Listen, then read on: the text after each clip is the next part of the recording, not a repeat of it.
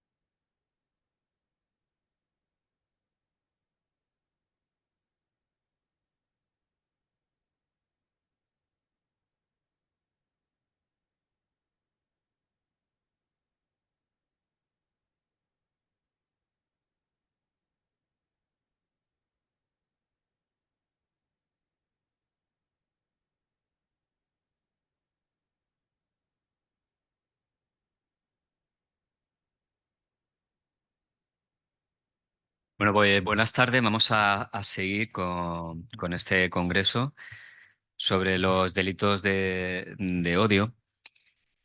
Y bueno, tengo la suerte de presentar, estar al lado no solo de una excelentísima abogada, sino de una maravillosa persona y además amiga, compañera de la Comisión de Derechos Humanos del Colegio de Abogados de Málaga y una luchadora implacable. Los 3 años y medio que he estado trabajando con ella, yo en Sevilla y ella desde Málaga, pues yo creo que hemos puesto nuestro granito de arena, incluso yo diría que dos, por la lucha contra la discriminación de los colectivos más vulnerables de la sociedad. Y sin más, bueno, ella me ha pasado un currículum, yo ya os digo que se queda corto, que el currículum podía durar casi la hora que va a durar su ponencia.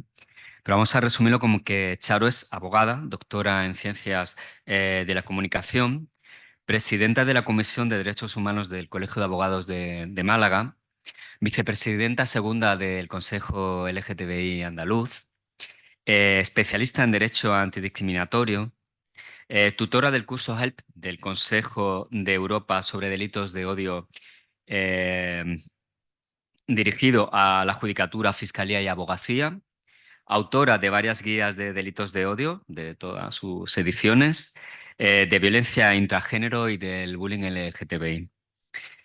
Y bueno, nada más, Charo, cuando quieras.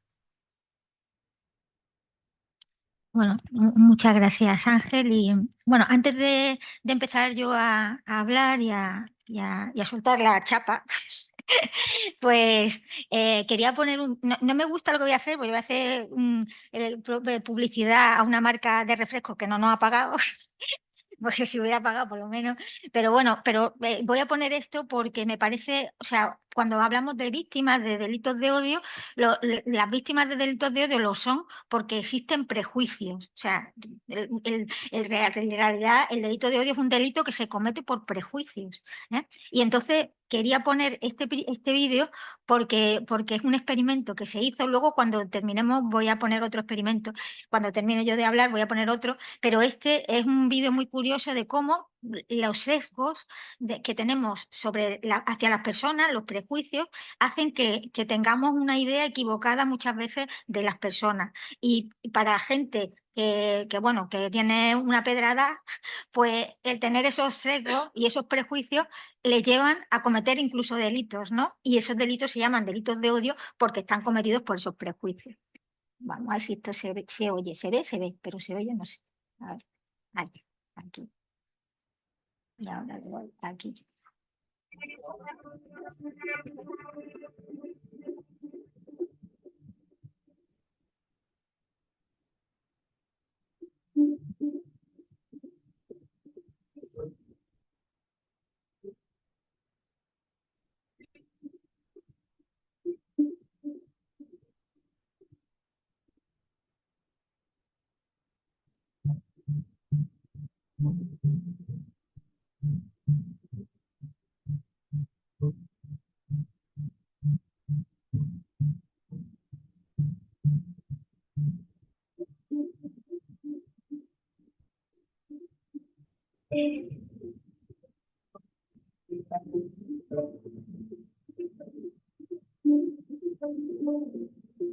Dudo que trabaje. Si trabaja, puede que pertenezca a alguna banda de rock o punk. Ese señor, pues bueno, lo mismo puede ser un jockey, que puede ser, no sé, un animador de un bailarín. Que ella no es muy fuerte, que no es muy activa. Le gusta tejer y bordar. Pues puede ser que es un gamberro que por la noche se dedica a delinquir, a abrir coches, a lo que corresponda con tal de no integrarse a la sociedad. Yo creo que ella piensa que los valores que tienen los jóvenes hoy en día no son tan fuertes o como antes. Pienso que es una persona tal vez violenta, agresiva. Si me lo encuentro sola por la calle, sí que me daría miedo.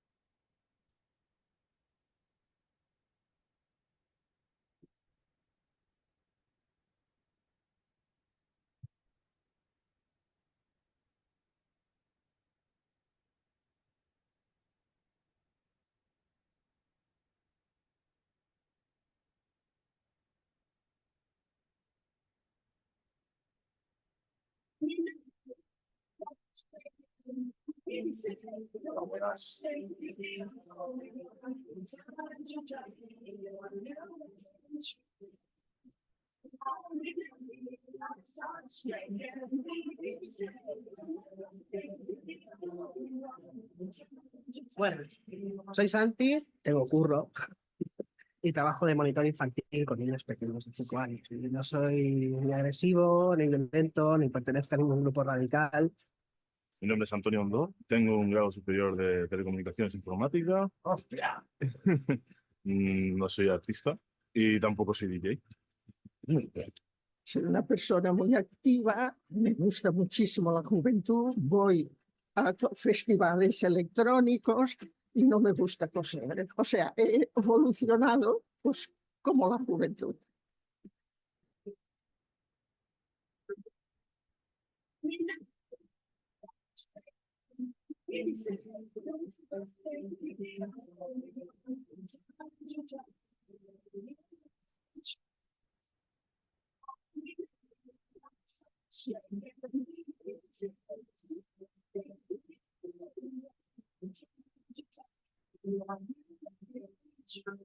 Bueno, lo dicho, hacemos un poco publicidad un poco gratis, pero estaba bien el vídeo. Luego voy a poner otro, ¿eh? Luego voy a poner otro. Lo digo para el público, que no voy a estar yo todo el rato hablando. A ver, espera, a ver si pasa esto, porque me ha quedado un poco pillado. Ahora, por el principio, aquí. Bueno, voy a hablar sobre todo, es que me oye, ¿no? Sobre todo voy a hablar del Estatuto de la Víctima y bueno, y como espero que todas las personas que estáis aquí, menos las que sois de fuera, os apuntéis al turno, porque hace mucha falta, como ha dicho Miguel Ángel, pues porque sin nosotras y nosotros, muchas víctimas de delitos de odio se van a quedar sin reparación, porque como también ha dicho Miguel Ángel, hay delitos que se cometen y son delitos de odio y acaban considerándose delitos leves o acaban archivándose. Pero si nosotros y nosotras estamos ahí, podemos evitar eso, ¿eh? Podemos con nuestro trabajo hacer que esa denuncia siga para adelante y que se haga justicia con las víctimas. Por eso, para que sepáis lo importante y lo fundamental que va a ser vuestro trabajo si al final queréis apuntaros al turno de delitos de odio, ¿no? Bueno, el Estatuto de la Víctima nos dice que la víctima directa, nos habla de víctima directa e indirecta, ¿no? La víctima directa, toda persona que haya sufrido un daño físico o psicológico, emocional, bueno, pues en su persona o en sus bienes, ¿no? Luego también hay algo muy importante que es la víctima indirecta, porque los delitos no solamente afectan a la persona a la que le pasan las cosas, sino también a las personas que rodean a la víctima. Y esas víctimas, pues también se consideran víctimas, ¿no? El Estatuto de la Víctima la considera víctima indirecta. Y dice así, ¿no? Dice, en caso de muerte o desaparición de la víctima, también se consideran víctimas indirectas el cónyuge, la pareja, hijos, ascendientes, hermanos, parientes en línea recta, colateral dentro del tercer grado, que se encontraren bajo su guarda o las personas sujetas a su tutela o curatela que se encontraren en acogimiento. Bueno, ya veréis que, como he dicho, como yo hice la tesis en el cine, no la hice en Derecho, porque me gusta más el cine que el Derecho, pero bueno, no, todavía no me han llamado a Almodóvar ni me han dado dinero para hacer una película, con lo cual me dedico a ejercer. Entonces, bueno, voy a poner una serie de películas porque creo que el cine nos muestra muchas veces realidades que luego existen, ¿no? Y nos sirven para entender, ¿no? Y hablando de víctima indirecta, he puesto esta peli que está muy bien porque esta es la historia de una chica alemana, esto transcurre en Alemania, es una chica alemana que está casada con un chico turco que tiene una agencia de viaje.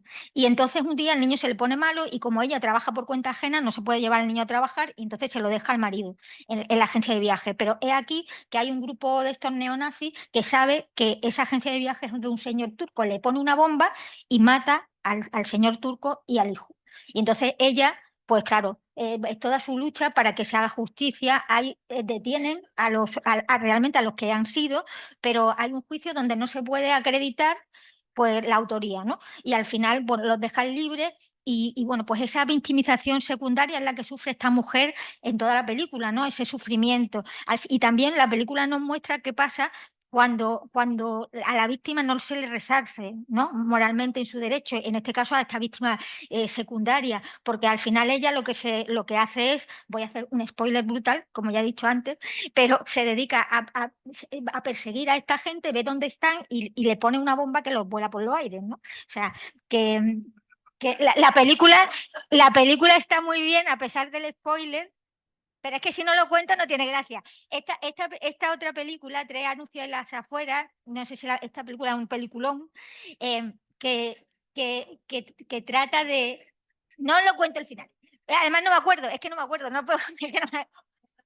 No me acuerdo del final, pero como no me acuerdo, no es por el final por lo que lo pongo, sino por la victimización secundaria, porque no sé si os acordáis, si quienes la hayáis visto, que esta es una mujer que hace esta Frances McDormand, que le dieron un Oscar por esta película y sufre mogollón en la película, porque esta mujer sufre mucho en todas las películas que hace, y luego le dan un Oscar, que ya lleva unos cuantos, y bueno, pues total, que esta mujer lo que le pasa es que bueno, a su hija aparece violada y asesinada. Y entonces ella piensa que hay algo raro, ¿no? En su pueblo, ¿no? Que ahí pasa algo y que la policía está, con todo mi respeto a la policía, que hay policía maravillosa y estupenda, pero en este caso no, porque la policía está escondiendo esas típicas películas americanas de los pueblecitos estos horrorosos, que la policía es como un poco malvada y está corrompida. Y entonces esta policía pues es malvada y está corrompida y esconde,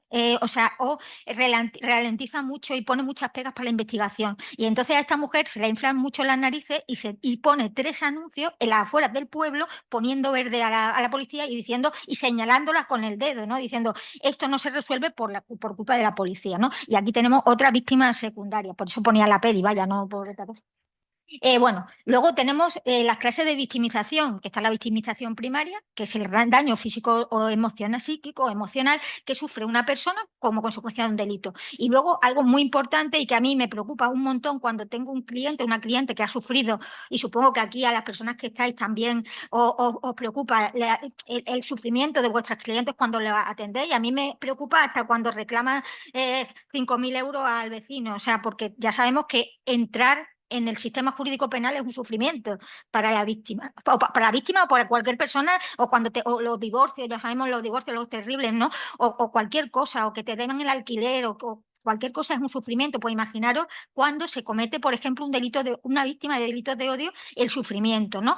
Y no solamente el sufrimiento por lo que le ha pasado, sino porque después, ya sabemos, ¿no? Va a la policía y la policía le dice, siéntese usted aquí, y la tiene 2 horas esperando a la víctima, ¿no? Y luego, bueno, vaya usted mañana al juzgado, y entonces en el juzgado le dicen, siéntese usted aquí, y lo tienen 3 horas o 4 horas, y cuando entra dice, ay, mira, que se nos ha caído el sistema informático y tiene que venir otro día, o es que no ha venido no sé quién, o ya como tenemos la tecnología esta, es que no funciona el Zoom, o no funciona no sé cuánto, y entonces, o no funciona la grabación, y todo, o cambio de todo, o sea, todo eso para la persona pues, es un sufrimiento, ¿no? Y el propio juicio también, ¿no?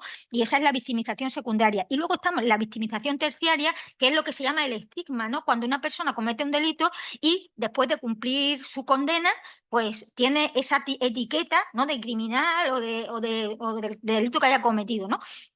Pues esa estigmatización se llama victimización secundaria. Y luego tenemos una directiva europea muy importante, que es la del 2012, que a partir de ahí, y para cumplir esa directiva, es por lo que se elabora y se promulga el Estatuto de la Víctima, ¿no? Para cumplir esta directiva europea. Bueno, ahora no funciona. Ah, no, que le estoy dando que no. Bueno, las víctimas de los delitos de odio son intencionalmente elegidas a causa de una característica que les es propia y no pueden y no quieren tampoco a veces cambiar, ¿no? Y como ya se ha dicho aquí, es un atentado contra la dignidad, por eso son tan graves los delitos de odio, ¿no? Porque es un atentado contra la dignidad. La gente que hace daño a las víctimas de delitos de odio las considera gente que no vale para nada, que no vale nada, vidas sin valor, ¿eh? De hecho, el Instituto para la Higiene Racial nazi hablaba de las personas que tenían los campos de concentración y decían que eran subhumanas. Por eso le hacían tanto daño, porque cuando tú consideras que alguien es subhumano, pues te da igual, ¿no? Hacerle el daño que sea, ¿no? Y además, bueno, pues todo eso hace que las víctimas de delitos de odio experimenten unos niveles de ansiedad mucho mayores que la que puede experimentar una víctima de un delito común, ¿no?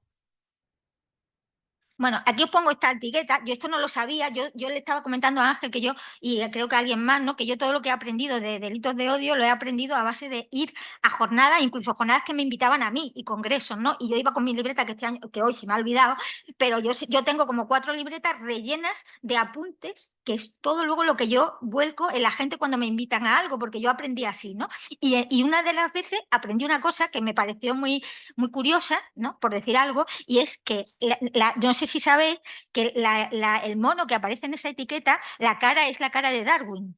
¿Eh? Y es la cara de Darwin porque cuando Darwin sacó su teoría de la evolución y dijo, bueno, pues que descendíamos de una especie de primates y tal, pues ya sabéis que hubo gente, los creacionistas, esto que le sentó aquello fatal, ¿no? Porque le desmontaba toda su película y toda su historia, ¿no? Y entonces, para quitarle importancia a su teoría, lo que hicieron fue quitarle importancia a él y deshumanizarlo. Y lo convirtieron en un mono y pusieron su cara a un mono. Porque lo que pasa con los delitos de odio es que hay una deshumanización de la persona y eso lleva a poder hacerle daño, ¿no? Aquí, bueno, ya sabemos lo que es esto, cucaracha. Yo no sé si sabéis que cuando el genocidio de Ruanda, los tutsis llamaban a los hutus cucarachas. ¿Eh?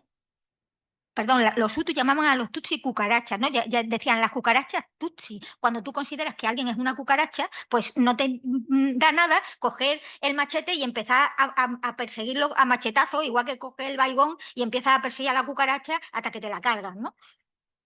Pues eso es lo que pasó en Ruanda, ¿no? Cuando hablaban de las cucarachas tutsi. Esta es una película que es una historia real.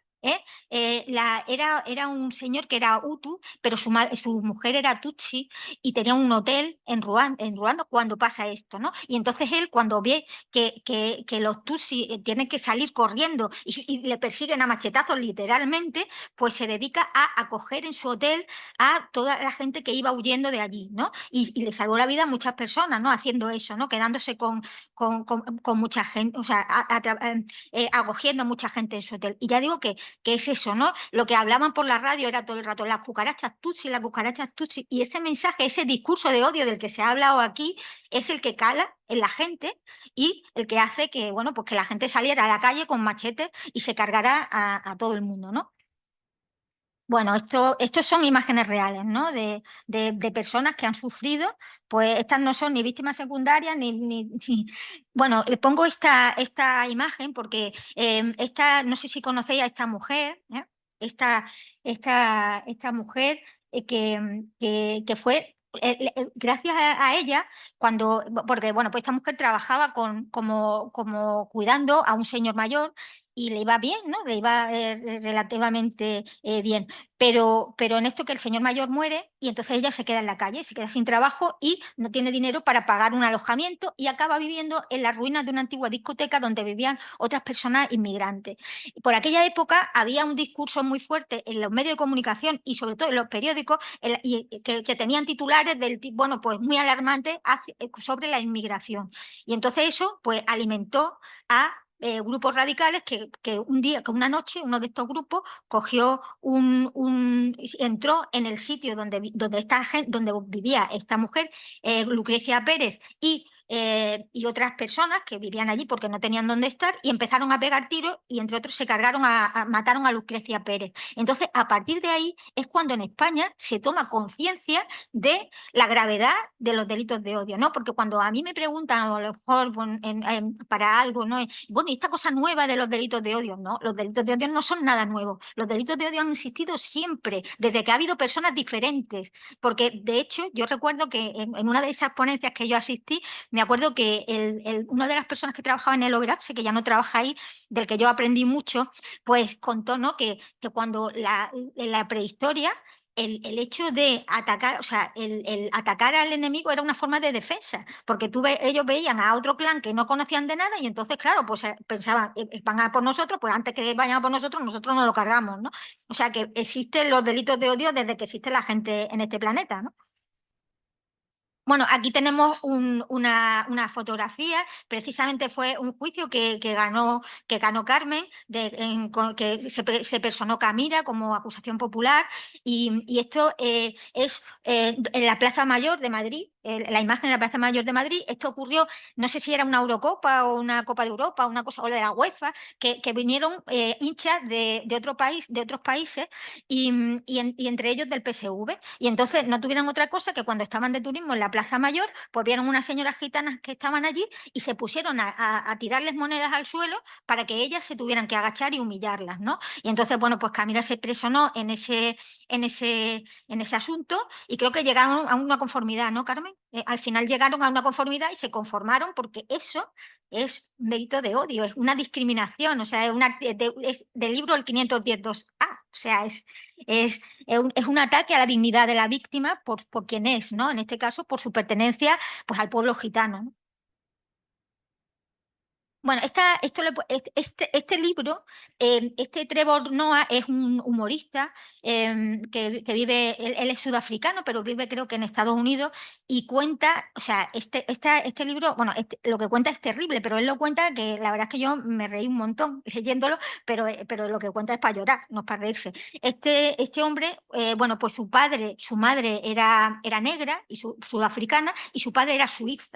Era un matrimonio mixto que realmente eso estaba prohibido en Sudáfrica, cuando el apartheid estaba prohibido los matrimonios mixtos, y entonces él contaba, y dice, mi madre me tiró del coche cuando yo tenía 8 años para salvarme la vida. ¿Por qué? Porque si iba conduciendo y vio que había un control de la policía y entonces lo tiró del coche literalmente para que la policía no viera que tenía un niño que no tenía la piel como ella, ¿no? Y cosas así. O cuando él iba con su padre, bueno, el padre lo abandonó a medias, ¿no? Luego se reencontraron, pero cuando él era pequeño y iba con su padre por la calle, cada uno tenía que ir por una acera diferente porque uno era negro y el otro era blanco.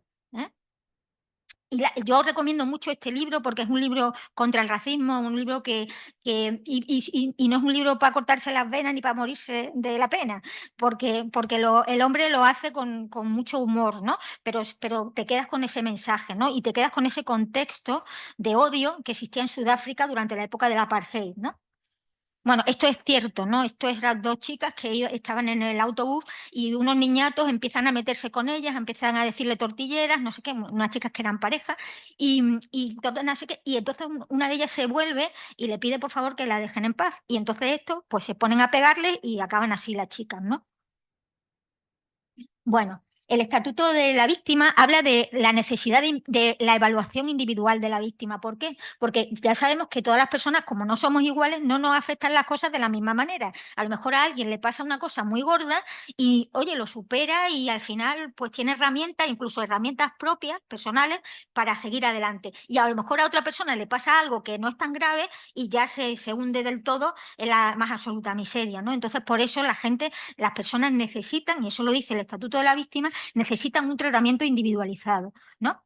Luego, esto es súper importante, súper importante, porque dice, el Estatuto de la Víctima dice, y yo esto cuando doy formación a la policía, que la doy, se los recalco muy bien para que no hagan lo que yo voy a contar que hacen. Y que además parece ser que no hay manera que dejen de hacerlo, pero bueno, y yo conozco mucha gente en la oficina nazi también, en la Oficina Nacional de Delitos de Odio, que dan policías, que dan formación a la policía y están intentando que no hagan esto que voy a contar, pero es que es muy complicado. Bueno, total, que dice que el Estatuto de la Víctima, o sea, todos los derechos que están contemplados en el Estatuto de la Víctima son para las víctimas de delitos cometidos en España que puedan ser perseguidos en España con independencia de su nacionalidad, de si son mayores o menores de edad, y esto es fundamental, de si disfrutan de residencia legal en España. Eso es fundamental. Y eso muchas veces la policía no lo hace bien.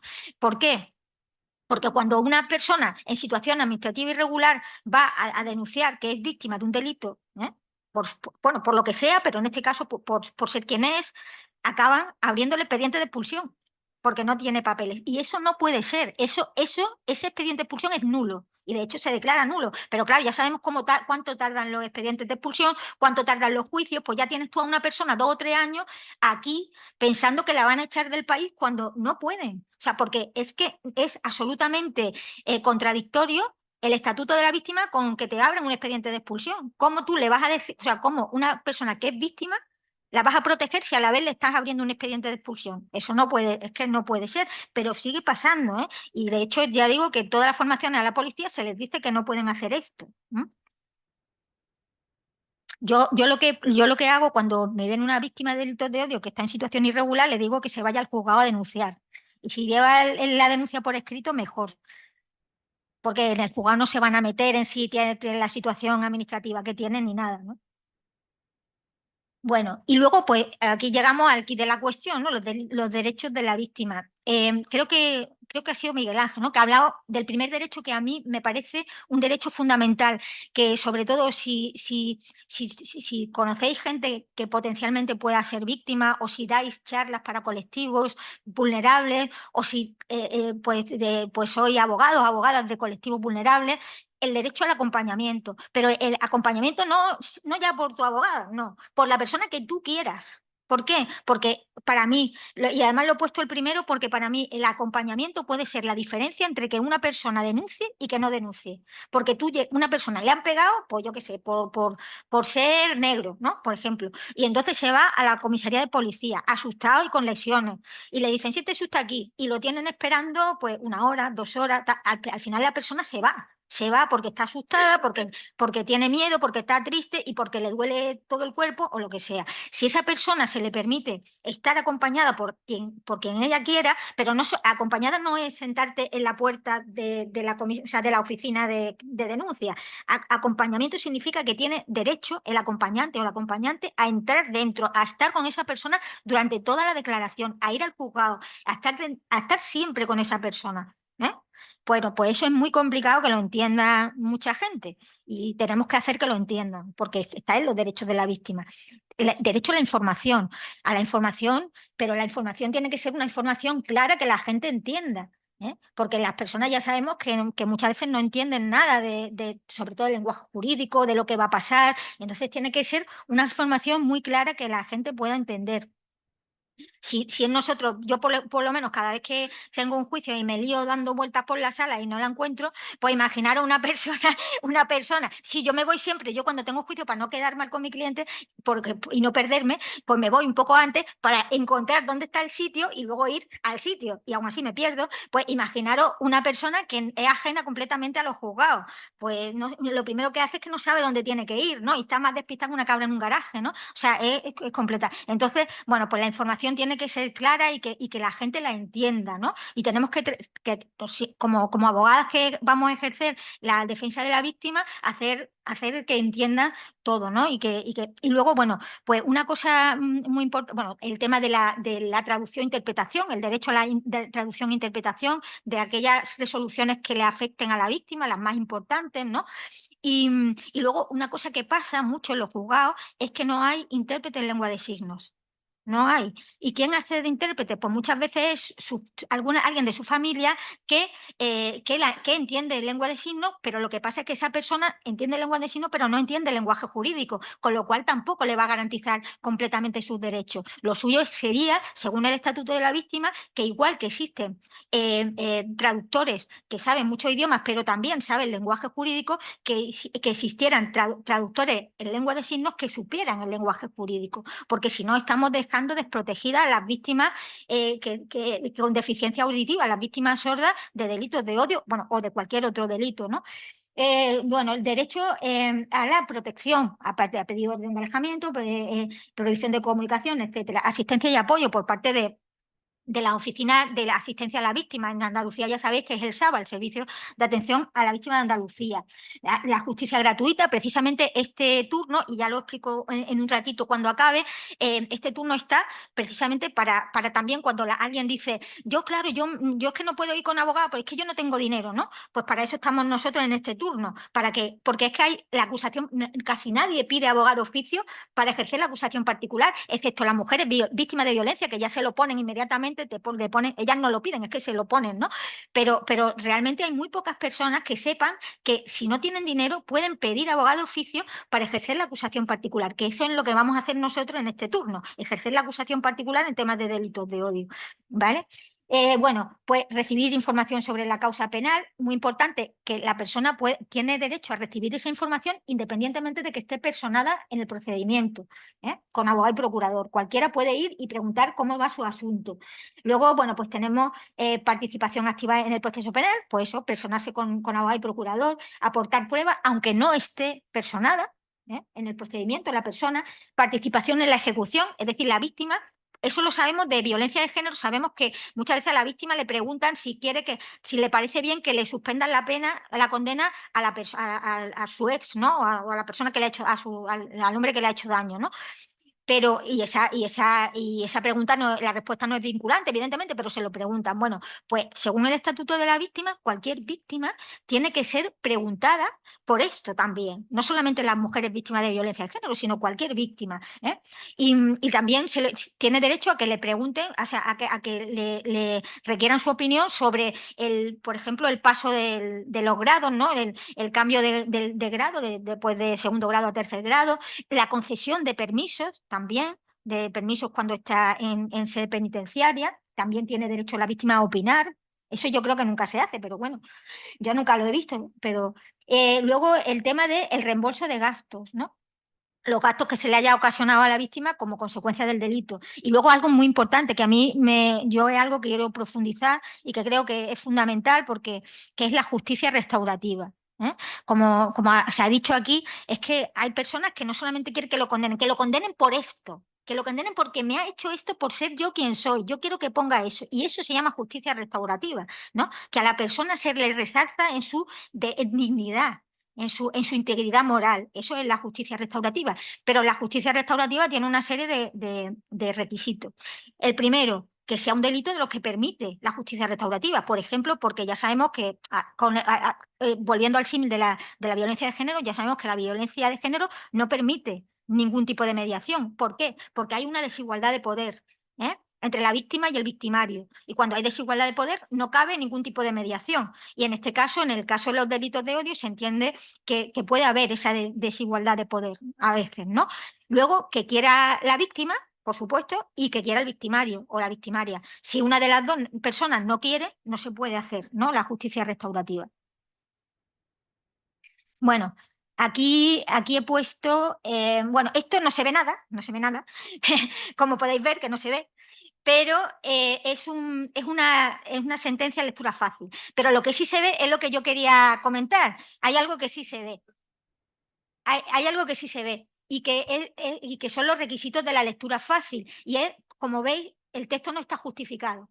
¿Por qué? Porque dicen que las personas que tienen alguna discapacidad intelectual les cuesta mucho leer un texto justificado porque no pueden centrar la atención tanto rato, mientras que si los renglones son diferentes, le es más fácil focalizar la atención, ¿no? Porque se entretienen más mirando. Y luego, como veis ahí, hay un recuadro al lado, que tampoco se ve lo que pone, pero da igual, porque lo que yo me refería era que ese recuadro significa que en una de estas palabras habrá una flechita que llevará este recuadro. Cuando, por ejemplo, pues diga, pues la persona se le va a detener o se le denunció por robo, y entonces al lado pone el robo es no sé qué, o la tal, y entonces le va indicando lo que significa cada concepto para que la persona lo entienda. Y esto es fundamental porque una persona, es que le estamos quitando sus derechos, ¿no? Si una persona no puede denunciar porque no hay intérprete de lengua de signos, porque no hay un intérprete en lectura fácil, porque no hay una rampa, Yo me acuerdo que en otras jornadas que yo participé en una mesa redonda en la Oficina Nacional de Delitos de Odio hace unos cuantos años, estaba Jesús Martín Blanco, que era en ese momento el presidente del CERMI, de las personas con discapacidad.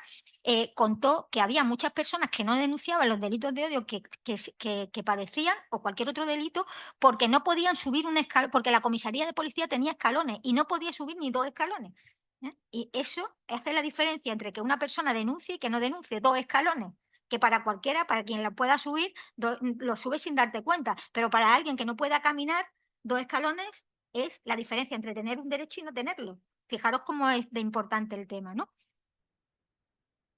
He puesto esta guía. Esta es una guía, bueno, es un poco no autobombo ni nada, pero esto es una guía rápida. Yo, cuando la pandemia, hice una guía rápida para la Dirección General LGTBI del Ministerio de Igualdad, porque estaba muy agobiado y no tenía, tenía relación con la antigua directora general LGTBI porque habíamos compartido activismo, y entonces la llamé para un tema que estaba pasando.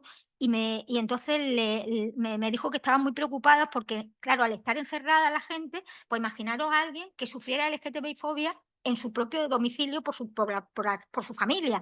Pues en esa situación de estar encerrados, ¿qué hacían, no?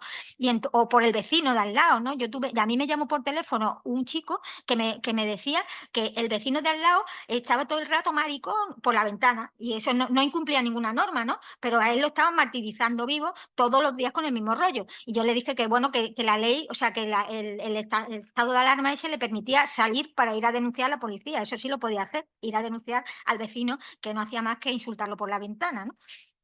Bueno, pues una de las cosas, pues hicimos una guía rápida de delitos de odio para que fuera fácil para la gente que estuviera encerrada en ese momento en la pandemia, y también se hizo en lectura fácil.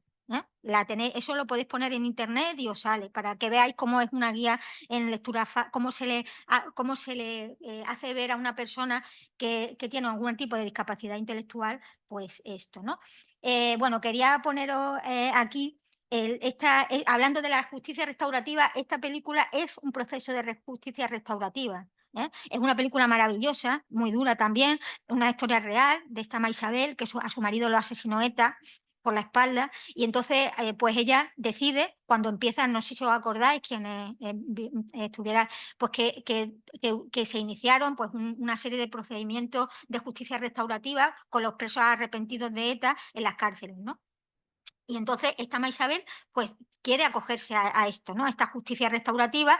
Hay gente de su familia que no lo entiende, que no entiende cómo quiere ver al asesino de su marido, pero ella dice que ella quiere verlo, o sea, y quiere hablar con él, y quiere preguntarle o quiere decirle. Y por otro lado, el asesino de su marido, pues pensó que, bueno, que quería, porque era un hombre que llevaba ya mucho tiempo en prisión, el delito lo cometió mucho más joven y él se había dado cuenta de lo que había hecho, etcétera, ¿no? Y entonces entonces todo el proceso de justicia restaurativa porque al final va a sonar un poco ñoño y un poco cursi lo que voy a decir, pero lo que sana a una víctima no es el punitivismo, no es que se le ponga a la gente una condena muy alta, y no estoy diciendo aquí que no se condene a la gente, pero lo que realmente sana a la gente es el perdón al final. Y eso está comprobado. Yo cuando estaba haciendo la tesis, que la hice en la pena de muerte en el cine español, pues me leí un mogollón de cosas de la pena de muerte. Y entonces una de las cosas, y claro, la mayoría de las cosas eran tema americano, porque en España solamente, bueno, hubo pena de muerte hasta Franco, ¿no?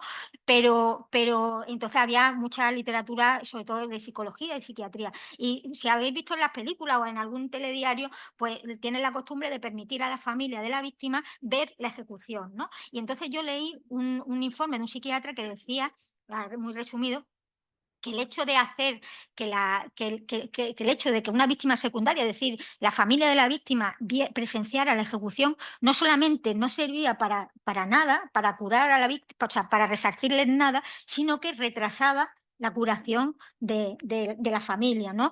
Retrasaba el intentar, bueno, pues superar de alguna manera esa muerte, ¿no? Y luego, bueno, pues tengo aquí esta, que es una película más agradable, que habla también de la justicia restaurativa, también os la recomiendo mucho, es de Ken Loach, que es un director maravilloso, que hace mucho cine social. Y esta es la historia de un hombre que él es agente de la libertad condicional, que eso es una cosa muy americana o inglesa o lo que sea, ¿no? Y entonces él tiene a su cargo una serie de chicos jóvenes, ¿no? Porque él lo hace con gente joven y tiene una serie de chicos jóvenes. Y este hombre pues se lo lleva a realizar actividades, ¿no? Y una de las actividades, porque a él le gusta mucho el whisky, pero no es que él sea un alcohólico, sino que le gusta, o sea, la cata de whisky, o sea, le gusta el whisky, como a quien le gusta pues las catas de vino o entender de vino. Y entonces él era muy aficionado a eso, a ir a catas de whisky, y se lo lleva al chaval, se lo lleva a todo el grupo a las catas de whisky, y resulta que uno de ellos es un fenómeno, tiene una nariz maravillosa y se le da muy bien, ¿no? Bueno, y luego no me lío, pero porque yo quería ir a ese personaje, ¿no? Al personaje que es un poco el personaje central de la peli, que tiene muy buena nariz y entonces un día su agente de la condicional le dice, oye, mira, hay un proceso, le habla del proceso restaurativo y le dice que, bueno, que si él quiere, pues la familia de la víctima suya, porque él lo que hizo fue pegarle una paliza a un chico y lo dejó en estado vegetal. Y el chico estaba en coma, pero vegetal. Y entonces le dice, mira, tú quieres que hay esta posibilidad de hablar con la familia de este chico y de que y de que ellos hablen contigo, tú quieres, y él dice que sí. En esto que él, bueno, pues tenía una novia muy jovencita y había tenido un bebé con esa novia, y la familia de la novia no lo quería ni en pintura, porque imaginaros, pues era un delincuente y tal, y no lo quería. Y entonces la novia lo acompaña a él al proceso restaurativo ese, ella se queda en el coche, él entra, y cuando se sienta, pues está él y enfrente la familia, la madre, el padre y el hermano del chico. Y hay una persona mediadora.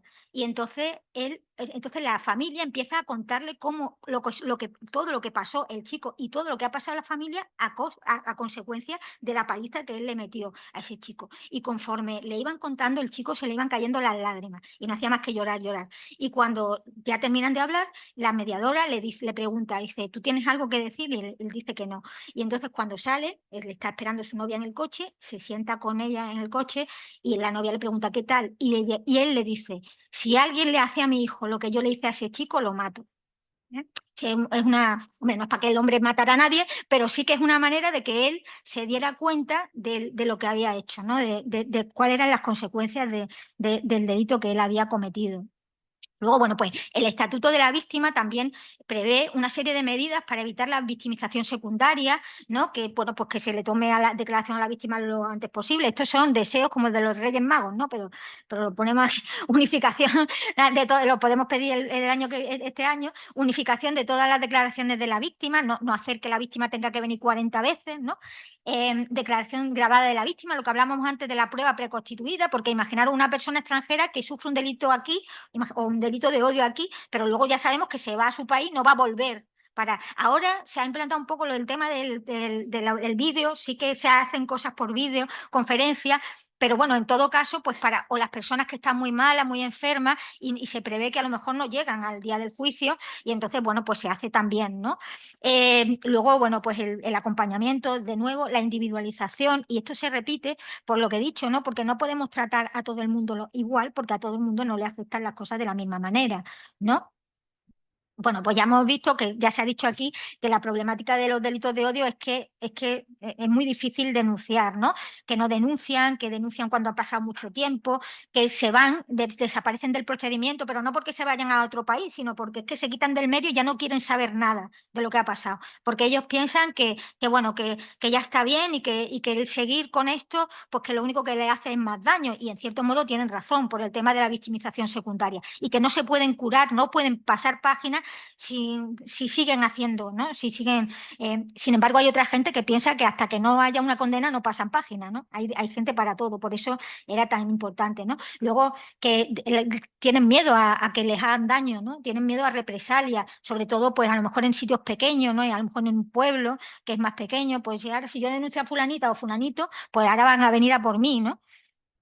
Yo recuerdo que a mí me llamó un hombre y me dijo que le habían pegado una paliza porque él era gay, ¿no? Y entonces y me llamó porque bueno, acababa de salir del hospital y no podía moverse de su casa. No podía ir a denunciar porque no podía moverse de su casa.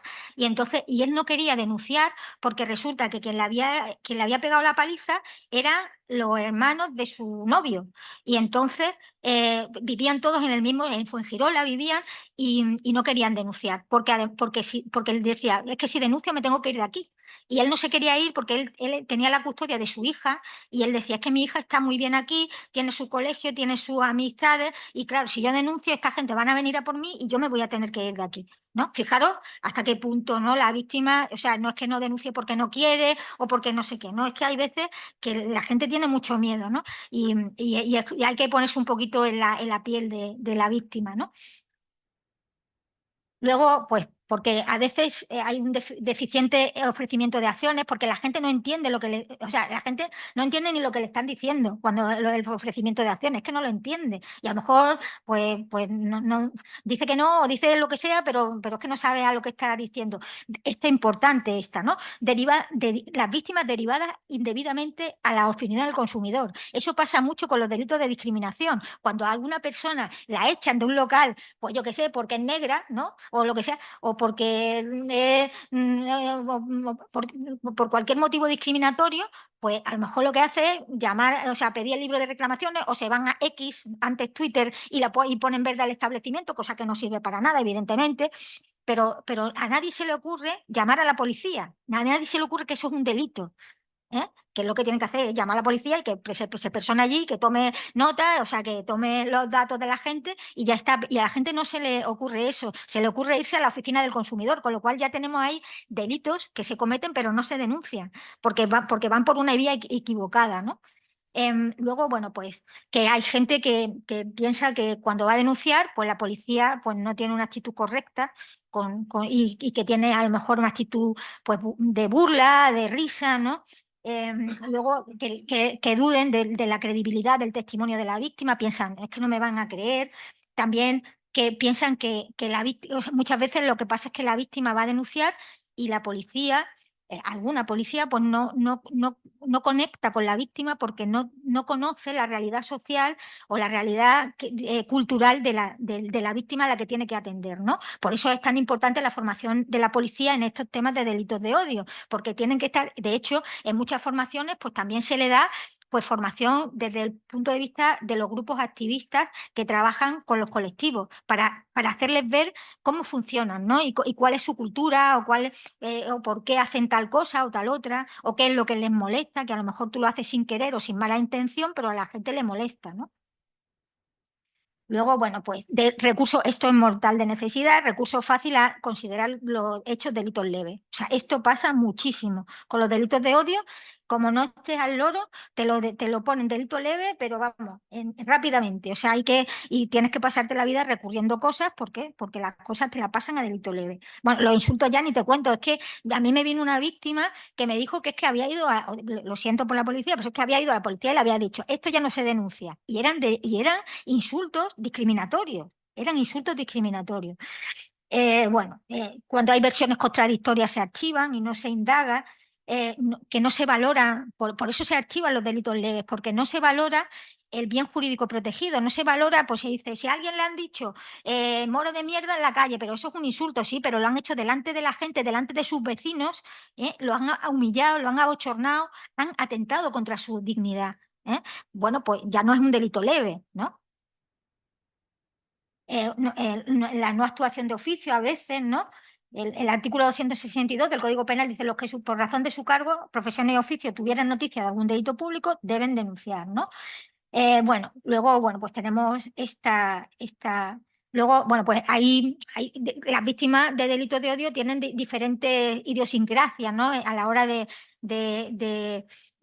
poder denunciar. Por ejemplo, las víctimas con diversidad funcional, pues hay algunas que no pueden físicamente denunciar porque, lo que he dicho antes, a lo mejor que en la comisaría hay 3 escalones o en la Ciudad de la Justicia hay 4 escalones y no hay una posibilidad de que puedan acceder lo cual pues supone un atentado contra el artículo 24 de la Constitución, del derecho a la tutela judicial efectiva, por unos escalones, pero que los escalones son importantes para la gente que no puede subirlos, ¿no? Bueno, el tema de que no hay intérprete en lengua de signos, el tema del protocolo para la declaración de personas con discapacidad, hay un protocolo de la policía para personas con discapacidad intelectual. Luego la intervención de expertos y el Ministerio Fiscal en la declaración de la víctima, en el caso sobre todo de personas con discapacidad intelectual, el tema de la lectura fácil, muy importante para que la gente pueda estar informada, las personas con discapacidad intelectual.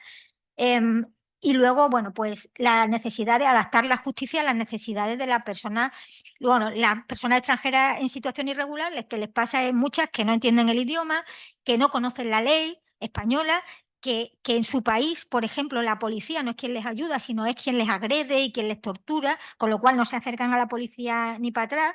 Tienen miedo, y miedo fundado a ser expulsados del país. Hay veces que sufren racismo por las autoridades que les tienen que atender, y eso hay que decirlo todo. Hay personas extranjeras que normalizan la violencia que sufren porque la llevan sufriendo mucho tiempo. Hay un discurso muy fuerte a veces contra la inmigración, un discurso xenófobo muy terrible. Tienen falta de redes de apoyo. ¿Por qué? Porque están solas en España y no tienen a nadie que les ayude. Y luego, bueno, pues el Estatuto de la Víctima, hay que decir que a las personas extranjeras en situación irregular las reconoce como tales, ¿no? Eso, las personas sin hogar, pues que viven en una situación de exclusión social. A mí, en esas jornadas que digo que aprendí muchísimo, vino una persona que trabajaba, no sé si era la directora o, bueno, tenía en el... ahora se llama Hogar Sí, creo, en una entidad que trabaja con personas para ayudar a personas sin hogar.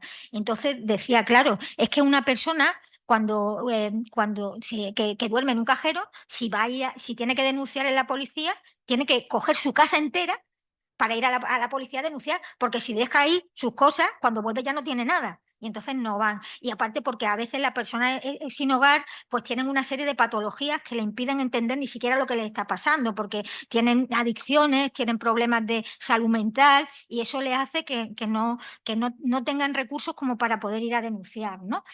Y bueno, y que sufren además un estigma social, ¿no? Porque todos tenemos un estigma, incluso, bueno, pues si van a denunciar, a lo mejor los ven cuando entran por la comisaría y dicen, esta está loca o vete tú a saber o no sé qué, y entonces no le atienden, ¿no? Eso no lo digo yo, que lo dicen estudios de entidades que se dedican a trabajar con. Bueno, por la etnia, por la raza, prejuicios sobre el color de la piel, estigmas sobre todo sobre la comunidad gitana, sobre el pueblo gitano. Las personas españolas afrodescendientes son percibidas como extranjeras. Hay una periodista que se llama Lucía Bombio, es que no sé cómo se dice, porque no tiene muchas vocales el apellido, y ella es una persona racializada y dice que constantemente a lo largo de su vida, ella es española, que no sé si dónde nació, pero tiene que escuchar, ¿y tú de qué país eres? Y ella nació aquí. O, por ejemplo, Moja Jerú, que es un periodista del diario.es, que es negro, que ha sido presidente de SOS Racismo en Madrid, y él dice que le preguntan constantemente, ¿pero tú de qué país eres? Dice, yo soy de Valladolid. No, porque él nació en Valladolid o de Zamora, no sé. O sea, es que él nació, y claro, yo soy de ahí, ¿no? O sea, que tenemos esa idea de que, bueno, a mí, sin que, o sea, teniendo otra connotación completamente diferente, a mí me hablan en inglés aquí constantemente, o sea, y me sueltan unos rollos que yo no entiendo, que no veas. Me acuerdo una vez que venía para el colegio, iba por el paseo marítimo, que hay un montón de barquitos de dar paseo, y entonces una chica iba embalada, que no la pude parar, porque se me acerca y empieza, todo un discurso en inglés terrible para que me montaran en el barco suyo, y cuando termina digo, mira, perdona, pero es que voy a trabajar. Digo, te quería haber parado antes, pero no me has dejado. Pero a mí pero claro, no es lo mismo que a mí me confundan con una persona anglosajona o del norte de Europa que a una persona racializada la confundan con una persona extranjera. No tiene la misma connotación, desgraciadamente, ¿no? Otra vez me confundieron con una ajedrecista rusa y digo, yo no soy rusa ni sé jugar al ajedrez, o sea que no puedo. Luego, bueno, prejuicios sobre la dedicación profesional, ¿no?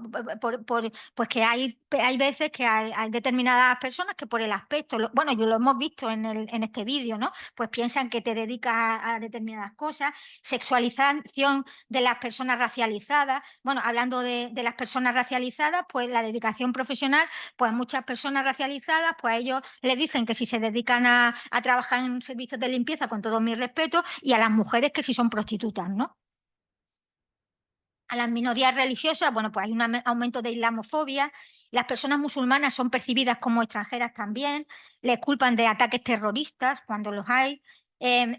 Bueno, esto yo estuve trabajando en el 2021 para la Fundación Márgenes y Vínculos en un proyecto sobre racismo, xenofobia y otras formas de intolerancia en Algeciras, y venían muchas mujeres bueno, que por el tema del velo, no os podéis imaginar, no les daban trabajo, las insultaban, no les dejaban entrar en los sitios, o sea, terrible, terrible todo, ¿no? Incremento del antisemitismo, por prejuicios históricos hacia las personas judías, víctimas de grupos neonazis o cuestiones políticas. Las personas LGTBI, pues hay muchas personas LGTBI que lo que les pasa es que están, como se dice coloquialmente, en el armario y no quieren, por los motivos personales, pues hacer pública su orientación o su identidad sexual. Y claro, ir a denunciar supone, y si tú vas a denunciar que te han dicho maricón por la calle, pues también supone que tienes que visibilizar algo que a lo mejor tú no quieres visibilizar por los motivos que sean, ¿no?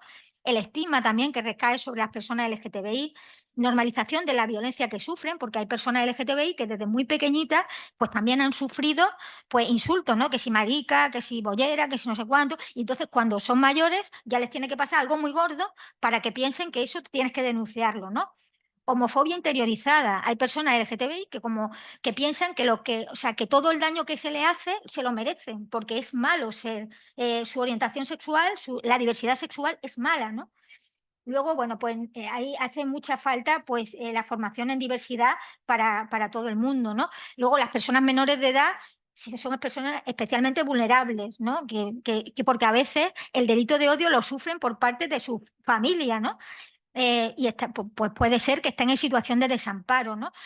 Necesitan un tratamiento individualizado, la intervención del Ministerio Fiscal y la utilización de lo que se llama la cámara Heysel. Quienes vinieron ahí el otro día a un curso que se hizo para el turno de delitos contra los menores, pues se habló mucho de la cámara Heysel, ¿no? Que es para que la persona menor de edad no entienda que está en un entorno judicializado y que pues, esté tratado por una psicóloga o un psicólogo que bueno, pues pueda hacerle preguntas de una manera que no le cree ansiedad ni que le cree ningún tipo de trauma ni problema, ¿no? Luego, bueno, pues las consecuencias que tiene para una víctima de delitos de odio, dicen los psicólogos y los psiquiatras que es la misma que la que tiene un soldado cuando ha ido a la guerra. O sea, trastornos de estrés postraumático, ¿no? Trastornos de ansiedad, depresivos, trastornos del sueño, distrés psicológico, ira, cólera, disminución de la autoeficiencia, autoculpa, piensan que la culpa es suya, pérdida de la confianza en otros, cambio de estilo de vida, porque ya no hacen lo mismo que hacían para ver si no les pasa lo que les ha pasado o porque tienen miedo de hacerlo, evitar lugares frecuentes que antes iban, porque como si eso le ha pasado en determinados sitios, pues ya no van.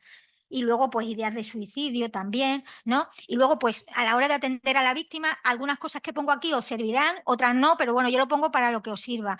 El apoyo emocional, eso lo sabemos todas que somos abogadas, sea el tema que sea, somos psicólogos también de todo el mundo, porque aunque te deban dinero de alquiler o te quieran o te deban lo que sea, o tú debas, es un trauma y hay que tener paciencia. Informativo, instrumental también. Es importante tener una guía de recursos para poder derivar a la víctima a aquellos sitios donde les pueden ayudar, activistas por lo mismo, legal. Hacer ver, sobre todo importante, hacer ver a la víctima que no tiene la culpa de lo que le ha pasado, porque hay personas que pertenecen a colectivos, como ya he dicho antes, que se sienten culpables y que piensan que lo que le ha pasado es por ser como son y que se lo merecen. Eso es así de duro.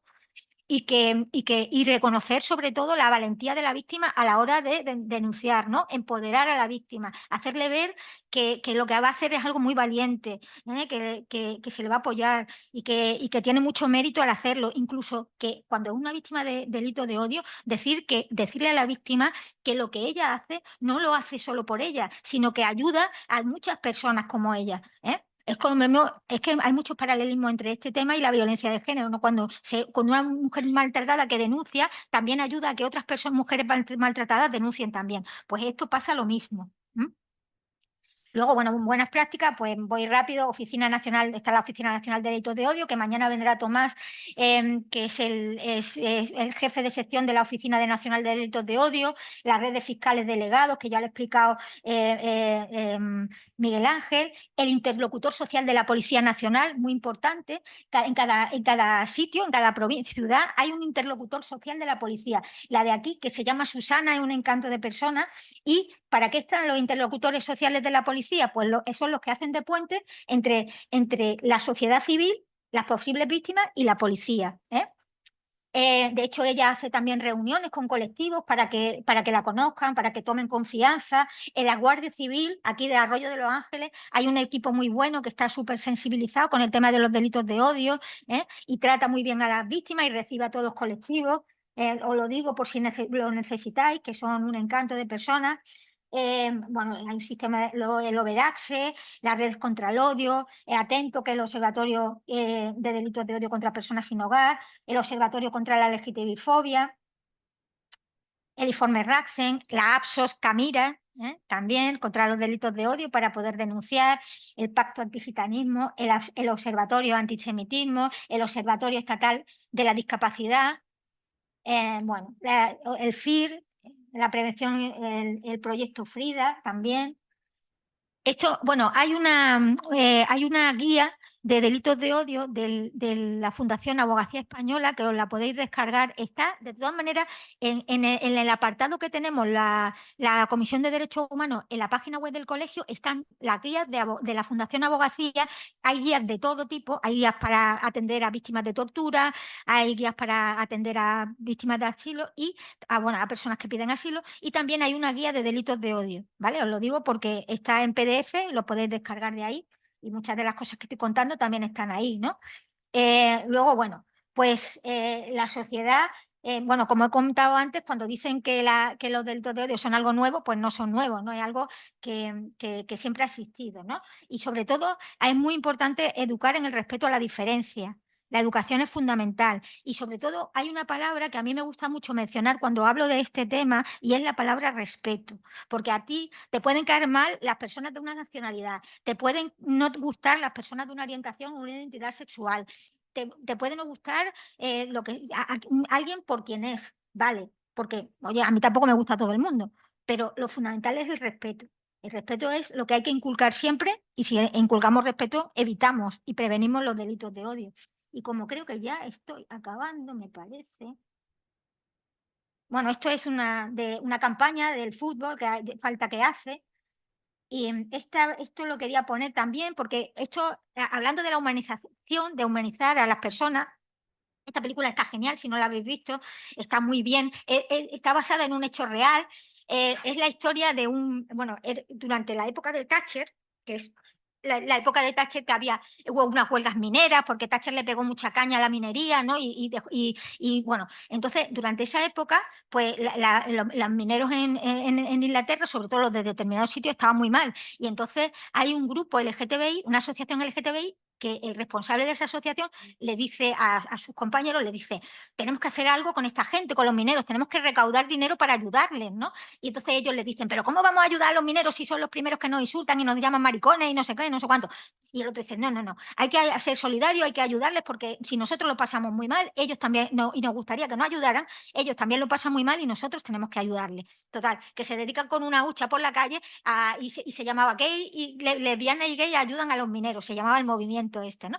Y entonces, pero es que eso es real, vaya, que lo pueden mirar en la Wikipedia y todo, que iban con la hucha y cuando ya tienen bastante dinerito, llaman por teléfono, el pueblo es un pueblo, o sea, perdido ahí y tal, y llaman por teléfono y mira, yo soy fulanito, yo de la asociación no sé qué, que es que hemos recaudado dinero para vosotros y queremos ir a llevaroslo, no sé qué, total, que se cogen una furgoneta, se meten todos allí, se plantan en el pueblo se quedan alucinados porque tienen unas pintas de los años 80 y tal, impresionantes todo, y entonces, claro, lo ven como marcianos, ¿no? Y al principio, claro, cuando se dan cuenta de que son, porque al principio no había, como por teléfono no había entendido lo que eran, cuando ven que lo que son gay, lesbianas y tal, pues se quedan como así, como esta gente, ¿no? Y sobre todo el tema del machismo, ¿no? Los hombres, ¿no? Nosotros. Y al final, pues organizan una fiesta, sacan más dinero para ellos y, para resumiendo, os voy a hacer spoiler, pero eso está en la Wikipedia igual, es que está en la Wikipedia, porque esto es un hecho real, que está en la Wikipedia. Que bueno, pues al final resulta que en el orgullo de ese año de Londres están estos en su, vamos, están en fin, o sea, están en la manifestación esto y de pronto empiezan a aparecer autobuses y empieza a bajarse gente con estandartes, cada uno era de un grupo minero, de un montón de poblaciones de Inglaterra para agradecerles su apoyo y fue el primer año que aparecieron en el orgullo LGTBI un montón de grupos mineros con sus banderas, porque ellos dijeron, vosotros nos habéis apoyado a nosotros estamos aquí para apoyaros, ¿no? Y es como cuando tú humanizas a la gente, te desvistes de todos los prejuicios que tienes y te das cuenta que a lo mejor tienes más relación con una persona musulmana, con una persona gay o con una persona del país de no sé dónde que con tu vecino que es heterosexual, blanco, católico y no sé qué, ¿sabes? Porque hay más cosas que te unen a esa persona que te separan. Y bueno, yo creo que ya voy a terminar porque yo no sé ya ni la hora que es, pero voy a poner el último. Wow. Bueno, pues ya el último, y dura poco, ¿eh? Que ya, y me callo. Espera. Es que es muy bonito este vídeo. A ver.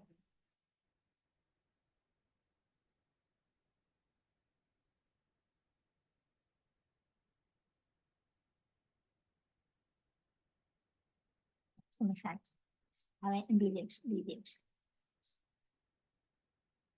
Aquí, este experimento, yo se lo pongo a los niños en los colegios, esto.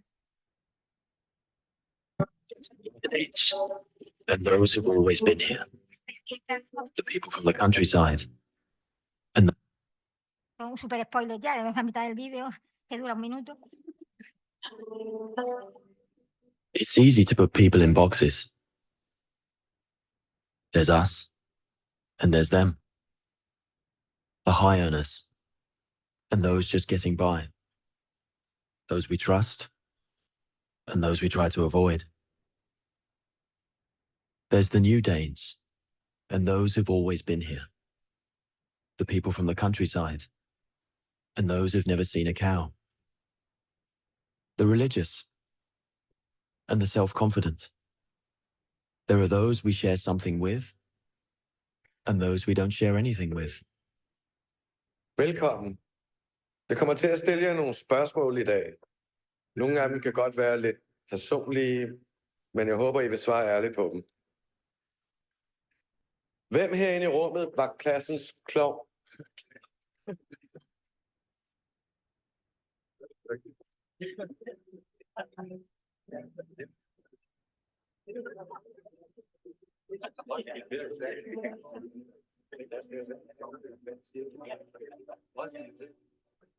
Hvem er bonusforældre?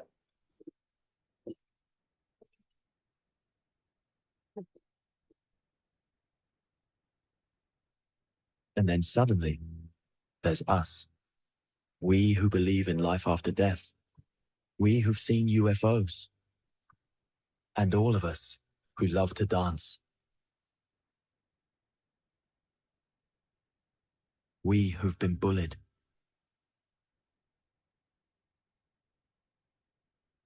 And we who've bullied others.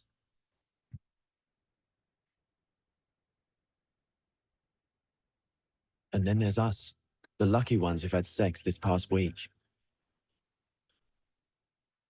We who are broken-hearted. We who are madly in love. We who feel lonely.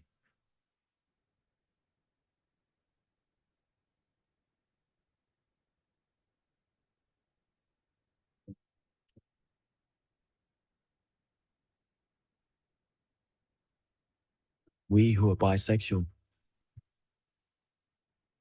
And we who acknowledge the courage of others. We who have found the meaning of life. And we who have saved lives. And then there's all of us who just love Denmark. So maybe there's more that brings us together than we think. TV2 Denmark. All that we share. Bueno, pues con esto quiero terminar. Muchas gracias por escucharme y volvemos por la tarde.